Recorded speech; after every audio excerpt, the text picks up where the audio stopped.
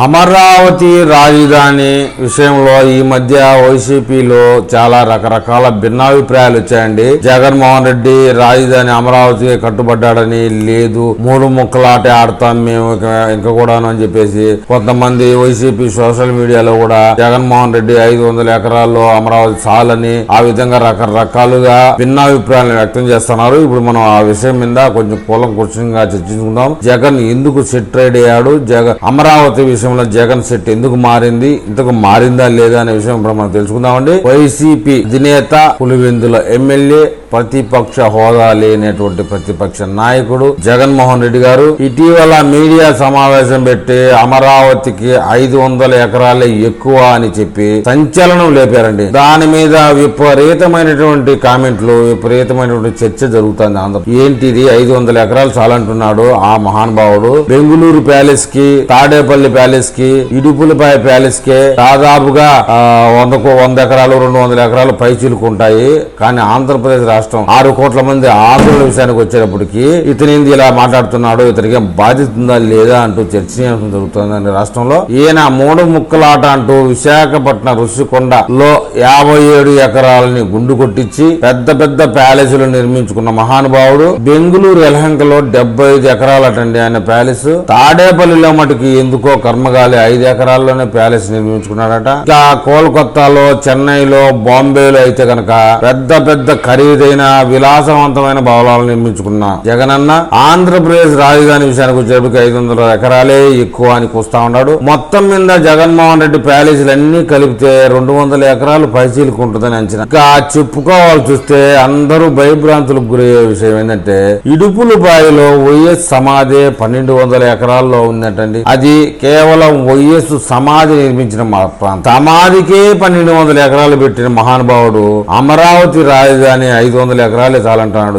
ఎవడిచ్చాడు ఏమో గాని ఈ స్క్రిప్ట్ ఈ మహానుభావుడికి. భవిష్యత్తులో మళ్ళీ ముఖ్యమంత్రి కావాలని గాని, రాష్ట్రాన్ని ఏలాలని గాని ఆ స్క్రిప్ట్ ఇచ్చిన వాడికైతే లేదు. ఇతనికైనా ఏమైందో అది తెలివి అర్థం కావడం లేదు. ఇంత వెనకేసుకుని రాజధానికి మటుకు 500 ఎకరాలు చాలుంటూ అమాయకుడిగా ప్రెస్ మీట్ పెట్టాడండి. విజయవాడ గుంటూరు మధ్యలో నాగార్జున యూనివర్సిటీ దగ్గరట 500 ఎకరాలు తీసుకుని ఆయన లేపాలనుకున్న భవనాలు అక్కడే లేపేసుకోవచ్చు కదా అంటూ మీడియా ముందు చెప్పారు. ముంపు ప్రాంతంలో అమరావతి ఎందుకు అంటూ గగ్గోలు పెట్టాడు. ఇక ఈ రాజధాని విషయం పక్కన పెట్టి మన జగన్మోహన్ రెడ్డి గారి ఘనకార్యం ఏపీ లిక్కర్ స్కామ్ గురించి మాట్లాడదలుచుకుంటే ఈ మధ్య కాలంలో బీజేపీ ఎంపీ అనకాపల్లి సంబంధించినటువంటి సీఎం రమేష్ గారు అయితే సంచలన ఆరోపణ అయితే చేశారు. అది ఏంటి అంటే అమరావతి రాజధాని 500 ఎకరాలే ఎక్కువ అంటున్న ఈ మహానుభావుడి విషయం ఏపీలో లిక్కర్ స్కామ్ లో తవ్వుతున్న కొద్దీ వందల వేల కోట్ల రూపాయల కొత్త అంశాలు బయటపడుతున్నాయి, కొత్త పేర్లు బయటపడతా ఉన్నాయి. ఈ కేసుతో సంబంధం లేకపోయినప్పటికీ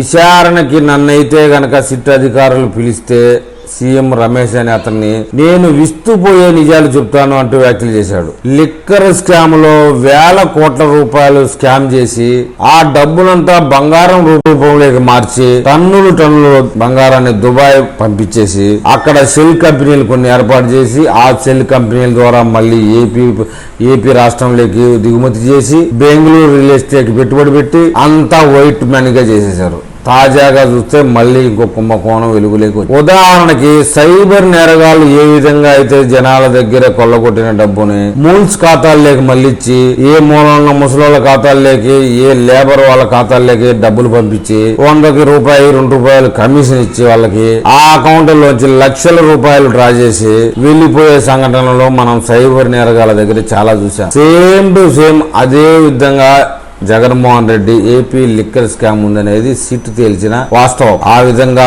కోట్లాది రూపాయలు మూల్స్ ఖాతాలోకి మళ్లించి మొత్తం ఆ ఖాతాలందరి నుంచి డబ్బు డ్రా చేసుకుని సెల్ కంపెనీల్లో పెట్టుబడి పెట్టి ఈ విధంగా వందల వేల కోట్ల రూపాయలు దోచుకుని ఏపీ లిక్కర్ స్కామ్ లో అడ్డంగా దొరికిపోయినటువంటి జగన్మోహన్ రెడ్డి ఇంకొక రెడ్డి ఎంపీ మిథున్ రెడ్డి రాబోయే కొద్ది గంటల్లోనా కొద్ది రోజుల్లోనా అరెస్ట్ అని చెప్పేసి మనం మీడియా మాధ్యమం వల్ల వింటా ఉన్నాం. అయితే ఇప్పటికే ప్రధానమంత్రి నరేంద్ర మోడీ మోడీని కానివ్వండి, మన అమిత్ షా హోంశాఖ మంత్రి కానివ్వండి, నారా లోకేష్ గారు, అటు చంద్రబాబు నాయుడు గారు ఇటీవల ఢిల్లీ వెళ్లి కలవడం జరిగింది. రాష్ట్ర రాజకీయాల మీద పూర్తిగా కూలంకుషంగా చర్చ జరిగింది. అయితే ఈ చర్చల్లో జగన్మోహన్ రెడ్డి అరెస్టు విషయం కూడా చర్చకు వచ్చుంటుందా అనే అభిప్రాయం అయితే జనాల్లో ఉంది. అయితే వీళ్ళ మధ్య జగన్మోహన్ రెడ్డిని అరెస్ట్ చేసుకోండి అని బీజేపీ పార్టీ చెప్పదు. ఎందుకంటే సాక్ష్యాధారాలు దొరికిన పిమ్మట చట్టం తన పని తను చేసుకుపోతుంది. మొత్తానికైతే జనాలు మాట్లాడుకునేది ఏంటంటే జగన్మోహన్ రెడ్డి అరెస్ట్ అయితే ప్రధానమంత్రి అటు హోంశాఖ మంత్రి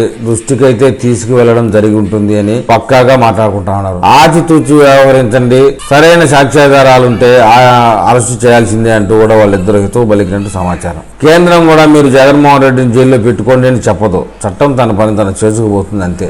జగన్మోహన్ రెడ్డి అరెస్ట్ చేయాలంటే కనుక కేంద్ర అనుమతి కూడా తీసుకోవాల్సిన అవసరం లేదు మన కూటమి ప్రభుత్వం. గతంలో కరుణానిధిని అరెస్ట్ చేసినప్పుడు జయలలిత కూడా కేంద్రం అనుమతి తీసుకోలేదు. ఇటీవల జరిగినటువంటి కేజ్రీవాల్ అరెస్టు విషయంలో కూడా కేంద్ర అనుమతి లేదు. చట్టం దృష్టిలో అందరూ సమానులే కాబట్టి ఏ పదవిలో ఉన్నప్పటికీ కూడా చట్టంలో అందరూ సమానమే. అయితే జనాల్లో కేంద్రం అనుమతి తీసుకుందా, మోదీ పర్మిషన్ తీసుకున్నారా అంటూ వార్తలు వస్తూ ఉన్నాయి. కానీ ఇలాంటి అనుమతులు ఏం తీసుకోవాల్సిన అవసరం లేదు. కానీ ఒక విషయాన్ని అయితే చెప్పుకోవాలి, మహారాష్ట్రంలో జగన్మోహన్ రెడ్డి అరెస్టు తప్పకపోవచ్చేమో అని సూచాయిగా ఇన్ఫర్మేషన్ ఇచ్చినట్టు సమాచారం.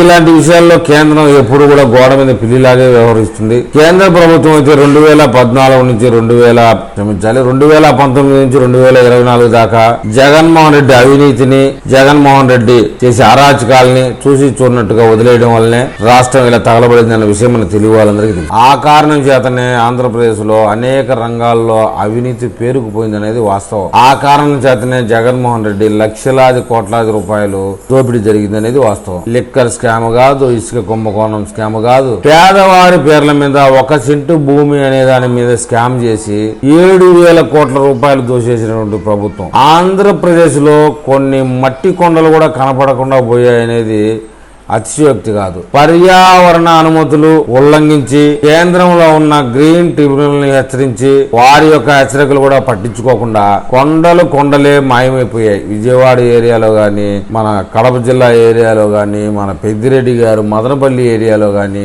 ఇలా చెప్పుకుంటూ పోతే చాలా ఉన్నాయి. ఇంటే ఇంకా ఉంది అన్నట్టు. 2019 నుంచి 2024 దాకా ఇంత కథ చేయగలిగారంటే మన ప్రధాని మోదీ, భారతీయ జనతా పార్టీ హస్తం కూడా ఉన్నట్టు. అంటే చూసి చూడనట్టుగా వదిలేయడమే వాళ్ళు చేసిన పని. ఆ తర్వాత కూడా కొనసాగుతూ ఉందని చెప్పాలి. ఆ కారణం చేతనే బీజేపీ పార్టీకి దగ్గర కావడానికి వైసీపీ తహతహలాడుతూ ఉంది. ఈ విషయాన్ని ఈ మధ్య కాలంలో వైసీపీ సీనియర్ లీడర్ ఒక ఆయన, మనం వచ్చే ఎన్నికల్లో బీజేపీతో పొత్తు పెట్టుకుంటాం, వాళ్ళు వద్దన్నా సరే వాళ్ళ సంఖలో దూరి మనం పోటీ చేస్తాం, మనం గెలుస్తాం, సింహం సింగిలు ఇలాంటి డైలాగులు పక్కన పడగొట్టండి అంటూ చెప్పి ఈసారి మనం బీజేపీతో పొత్తులోకి వెళ్తున్నామని చెప్పకనే చెప్పారు. 2029లో బీజేపీని దూరం చేసుకుంటే మనం రాష్ట్ర ప్రజలకు దూరం అయిపోతామని చెప్పకనే చెప్పాడు. ఆ ఎమ్మెల్యే అంత పెద్ద మాట అన్నాడంటే సొంతంగా మాట్లాడేది కాదు. వైసీపీలో ఎవరు సొంతంగా మాట్లాడరు. జగన్మోహన్ రెడ్డి వెనకాల ఉన్నటువంటి 5 నుంచి 10 మంది సంఖ్యలో ఉన్నటువంటి చిన్న పెద్ద నాయకులందరూ కలిసి కూర్చొని మాట్లాడుకుని నిర్ణయం తీసుకున్న తర్వాతనే ఈ మాట బయటకు వచ్చింది అనేది వాస్తవం. దానికోసంగానే వైసీపీ పార్టీ నుంచి బీజేపీ పార్టీలోకి కొంతమంది నాయకులను పంపించాలని చెప్పేసి జగన్మోహన్ రెడ్డి ప్లాన్ చేస్తున్నట్టుగా సమాచారం. రాబోయే కొద్ది రోజుల్లో ఏపీ లిక్కర్ స్కామ్ లో ముఖ్యమైన 2 అనుచరులు, జగన్మోహన్ రెడ్డికి దగ్గర అనుచరులు అరెస్ట్ కాబోతా ఉన్నట్టు సమాచారం ఉంది. ఇక అమరావతి రాజధాని విషయానికి వచ్చే రాబోయే 10-15 రోజుల్లో పార్లమెంట్ సమావేశంలో నోటిఫికేషన్ విడుదల చేసే అవకాశం ఉంది. ఈసారి ముఖ్యమంత్రిగా ఎవరు వచ్చినా కూడా రాజధానిని అంగుళం కూడా కదర్చకుండా ఉండేందుకు చట్టం చేయడం కోసం నోటిఫికేషన్ అయితే విడుదల చేస్తానని చెప్పేసి చంద్రబాబు నాయుడు గారే నేరుగా చెప్పడం జరిగింది. దీంతో పాటు అమరావతిలో మరో బిగ్ డెవలప్మెంట్ వచ్చే అవకాశం ఉంది. ఆ యొక్క బిగ్ డెవలప్మెంట్ రాగానే నేను మళ్ళీ ఒక వీడియో చేస్తాను. ఆ వీడియో మీకు చేరాలంటే నా ఛానల్ సబ్స్క్రైబ్ చేయండి, లైక్ చేయండి. మీరు నాకు ఏదైనా తెలపాలనుకుంటే కామెంట్ రూపంలో తెలపండి.